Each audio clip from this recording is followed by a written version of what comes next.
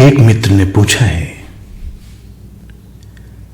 क्या प्रामाणिक प्यास को जगाने का कोई उपाय है या फिर ये हमारे हाथ में नहीं है?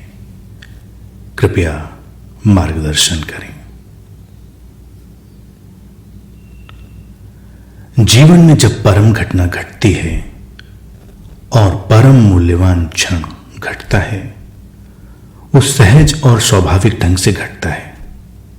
वो हमारे हाथ में नहीं है, और हाथ में ना होने का अभिप्राय है कि वो किसी के हाथ में नहीं है। लेकिन आंतरिक रूपांतरण एक पूरी तरह से वैज्ञानिक प्रक्रिया है। इसमें जाने के उपाय हैं, उससे गुजरने के सोपान हैं। प्यास को सीधे सीधे पैदा नहीं किया जा सकता। ये सच है कि प्यास लगती है तो लगती है, नहीं लगती है तो नहीं लगती है।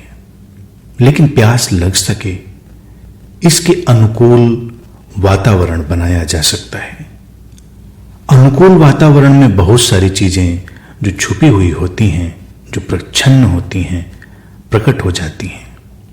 जैसे खुदाई करने से छिपे हुए जल स्रोत प्रकट हो जाते हैं, इसी तरह से अपने दैनिक जीवन को, अपनी सामान्य दिनचर्या को देखने पर हमें बहुत कुछ गैर मूल्यवान दिखाई देता है, भ्रमपूर्ण दिखाई देता है, और उस सब के बीच कहीं बिखरे हुए मूल्यवान क्षण भी दिखाई देते हैं। अभी जो जीवन एक सामान्य व्यक्ति जी रहा है, वो बिना किसी ध्येय के भागते चले जाने का जीवन है। 2 घड़ी ठहर कर देखने का किसी के पास समय नहीं है कि जीवन कहाँ जा रहा है, क्यों जा रहा है, कैसे जा रहा है, हम जी रहे हैं तो क्यों जी रहे हैं। हर व्यक्ति बस इस बेचैनी में है कि जीवन किस तरह से जी डाला जाए। जैसे जीवन इतना बेमानी है, जैसे समय इतना व्यर्थ है, हमको लगता है कि हमें समय को काटने के उपाय ढूंढने चाहिए। चाहे वो उपाय हमारे उपार्जन के क्षण हों, चाहे वो हमारे मनोरंजन के क्षण हों या साधना के क्षण हों। हम समय के साथ एक संघर्ष करते हुए दिखाई देते हैं। वस्तुतः समय अपनी जगह शाश्वत स्थिरता में है। हम धीरे धीरे बीत रहे हैं, हम धीरे धीरे क्षीण हो रहे हैं, हम धीरे धीरे चुक रहे हैं। जब हमें ऐसा दिखाई देता है कि हमारा जीवन चुकने की, क्षीण होते चले जाने की लंबी यात्रा है, जब हम अपने चारों ओर बिखरे न जाने कितने भ्रमों से अलग होने लगते हैं, हमारे भीतर एक बेचैनी पैदा होने लगती है।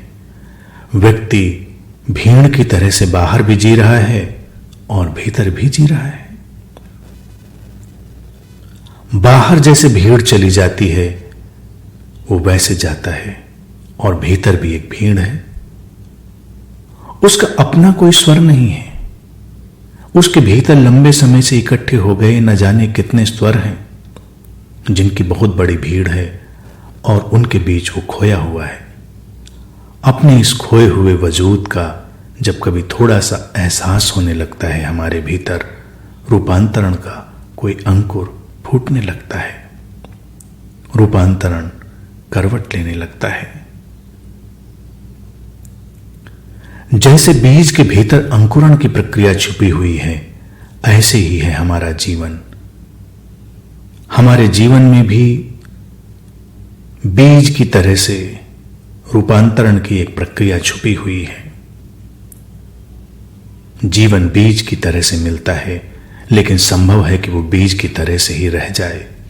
संभव है कि उसमें अंकुरण ना हो, और अगर जीवन एक बीज की तरह से रह जाए, उसमें रूपांतरण की कोई प्रक्रिया आरंभ ना हो, तो जीवन देर सबेर एक बोझ बन जाता है। जीवन एक ऊब बन जाता है, जिससे बचने और भागने की तैयारियां प्रारंभ हो जाती हैं। ऐसे क्षणों में हमें विषाद घेरता है, हमारे मन में एक अनजाना सा भय घिराता है। बीज टूट सके, इसके लिए तैयारी चाहिए। क्या तैयारी चाहिए कि बीज टूट सके? बदलने की आकांक्षा, रूपांतरण की अभीप्सा, एक गहरी प्रामाणिक प्यास जो सामान्य स्थिरता और पुनरावृत्ति हमारे जीवन में इकट्ठी हो गई है, उससे बाहर जाने की तैयारी, आकांक्षा और मिटने का साहस चाहिए। एक बीज अगर परिवर्तन की आकांक्षा न करे और मिटने का साहस न करे तो उसकी जो खोल है वो कभी टूटे ना, धरती पर कभी गिरे ना,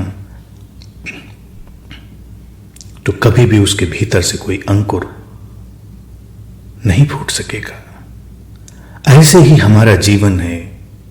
हम अपनी सुरक्षाओं में इतना संलग्न हो गए हैं, हम कदम दर कदम इतना सुरक्षित होना चाहते हैं कि बीज टूटने से वंचित रह जाता है। यहां तक कि जब हम अध्यात्म की ओर रुझान प्रदर्शित करते हैं, जब हम धर्म की ओर कदम बढ़ाते हैं, तब भी कहीं ना कहीं मन में इस सुरक्षित होने की भावना का कोई न कोई कण सक्रिय होता है, छुपा होता है। जीवन कवच पहन लेने का नाम नहीं है, इस सारे कवच उतार देने का आयोजन है।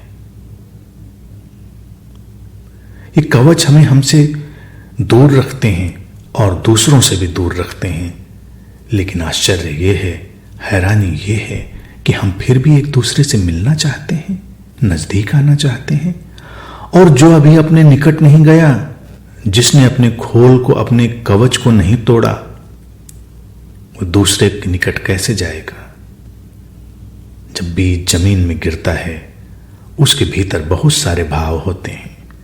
पहला भाव है कि वो वैसा नहीं रह जाता जैसा वो है। इस बात पर वो कोई समझौता नहीं कर सकता। अब बहुत हो चुका कि वैसे ही रहा जाए, अब मिटना है, जमीन की गहराइयों में टूटना है, रूपांतरित होना है।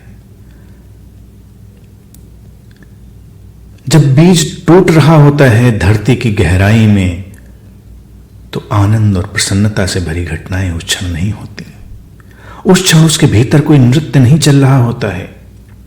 हालांकि हमें ऐसा लगता है, हालांकि हमें ऐसा समझाया जाता है कि धर्म में जब जाएंगे तो प्राणों में नृत्य होना चाहिए। ठीक है, वो कभी बाद में पड़ाव आते होंगे, लेकिन पहले कदम पर ऐसा कोई पड़ाव नहीं आता। पहले कदम पर कोई नृत्य नहीं होता। पहले कदम पर होती है प्राणों में मिटने की एक प्रबल भावना और उससे सामना करने का साहस, मृत्यु से गुजरने की तैयारी। कुछ पाना नहीं, कहीं जाने का कोई भाव नहीं। बीज कहां जाएगा उसे कुछ पता नहीं। उसे बस इतना पता है कि ऐसा जैसा मैं हूं ऐसा मैं नहीं रह सकता। और जब यह भाव गहरा हो जाता है, अचानक खोल टूटने लगती है और तुम्हारे भीतर से रूपांतरण का अंकुर फूटने लगता है। प्रामाणिक प्यास इसी रूपांतरण के अंकुर फूटने का नाम है। लेकिन उसके पहले तुम्हें गहरे विषाद से गुजरना है, तुम्हें मृत्यु से गुजरना है, तुम्हें जीवन के मोह भंग और भ्रम भंग से गुजरना है, तुम्हें जीवन की पुनरावृत्ति से बाहर आना है, तुम्हें अंदर इकट्ठी हो गई भीड़ से बाहर आना है। शायद तुम अकेला अनुभव करो, अलग थलग अनुभव करो, लेकिन तुम साथ होकर भी कौन सा साथ में अनुभव कर रहे हो? तुम साथ खड़े हो तब भी तुम्हारे अंदर अकेलापन है। तुम्हारे साथ होने में भी तुम्हारा अकेलापन अपनी पूरी वेदना के साथ उपस्थित है। इन सारी बातों से गुजरने पर, अपने अकेलेपन को स्वीकार करने पर, अपने जीवन की असुरक्षा को स्वीकार करने पर, बदलने की आकांक्षा, परिवर्तन की आकांक्षा को गहरा करने पर, मिटने का साहस अपने भीतर रखने पर, भीड़ से अलग होने का, भीड़ से अलग अपना हाथ खड़ा कर सकने का साहस जुटाने का जो इंतजाम कर लेता है, उसके भीतर प्रामाणिक प्यास जन्म लेती है। तो रूपांतरण के पहले द्वार में तुम्हारा प्रवेश हो जाता है और पहले द्वार में प्रवेश धीरे धीरे तुम्हें अंतिम द्वार की ओर खींचता चला जाता है। इस द्वार में प्रवेश करने का उपाय है, किंतु बाहर जाने का कोई उपाय नहीं। तुम एक बार इसमें प्रवेश कर जाते हो और फिर रूपांतरण की प्रक्रिया ही तुम्हें अपने भीतर खींच लेती है।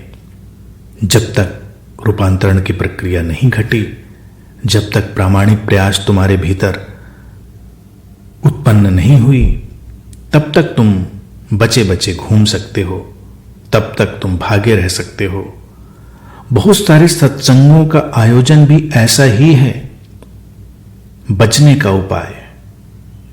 कभी भी बहुत बड़ी भीड़ रूपांतरण के द्वारों में प्रवेश नहीं करती। ये एकाकी यात्रा है, अकेले की यात्रा है। इसमें एक एक व्यक्ति को खुद साहस करना होता है। ज्यादातर जीवन जीने का ढंग है भीड़ को देखकर चलना। लोग उधर जा रहे हैं तो मैं भी उधर ही चलूं, लोग ऐसा कर रहे हैं तो मैं भी वैसा ही करूं। एक साधक जिसके अंदर रूपांतरण की प्रक्रिया करवट लेने लगी है, वो अपने भीतर देखता है, वो अपना प्रमाण स्वयं बनता है, वो कहीं बाहर प्रमाण ढूंढने नहीं जाता। सत्य स्वयं प्रमाणित है, उसे किसी प्रमाण की आवश्यकता नहीं। प्यास स्वयं प्रमाणित है, उसे किसी बाहरी प्रमाण की आवश्यकता नहीं। तुम्हारे भीतर जो बदलाव घटेगा उसे तुम जानते हो। तुम्हारे भीतर जो संभावनाओं की आहट आने लगी है, उस आहट को तुम सुनते हो। उसके प्रमाण तुम स्वयं हो, उसके प्रमाण को कहीं बाहर नहीं खोज सकते।